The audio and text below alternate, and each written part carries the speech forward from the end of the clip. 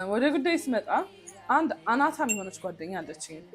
10 ዓመት ይሆነናል በጓደኝነት እና ከጓደኝነት አልፎ ቤተሰቦቿ ቤተሰቤ ናቸው። በጣም ነው የምወዳት፣ ምሳሳላት፣ በህይወቴ እድለኛ እንደሆንኩኝ የማውቀው እሷ ህይወቴ ውስጥ ስላለች ነው። እና በተቃራኒ ደግሞ እሷ ነገሮችን በደንብ አስተውላ ማታደርግ፣ እኔ ደግሞ እያንዳንዱን ነገሮች አያለው። ግን ችግሬ ምን መሰላችሁ? እሷ ሌላ ጓደኛ ያዘችብኝ እና ልጠይቅሽ የምፈልገው ማሂን ነው። ልዩ ብዙ ጓደኞች አሏት እና ያንን ስሜት እንዴት ነው ምቺው? አንዳንዴ ሳስበው የኔን ህይወት አከበደብኝ፣ የእሷንም ያከበድኩት ይመስለኛል። እና ምከሩኝ። እኔ ከሌላ ሴት ጋር ሳያት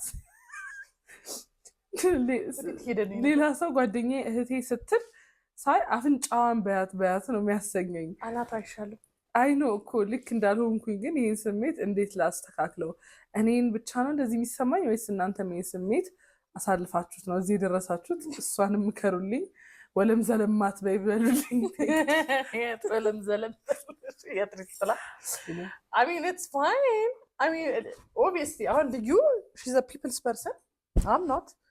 በጣም ስሞል የሆነ ሰርክል አለኝ እና ግን ከጓደኞቿ ጋር ችግር የለብኝም። it's good ሌላ ህይወት መኖሩ like more things to gossip about. It's fine.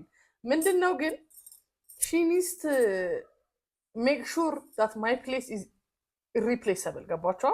like አሁን ለምሳሌ ስንቀመጥ they automatically they just know I'm የመጀመሪያ ሚዜ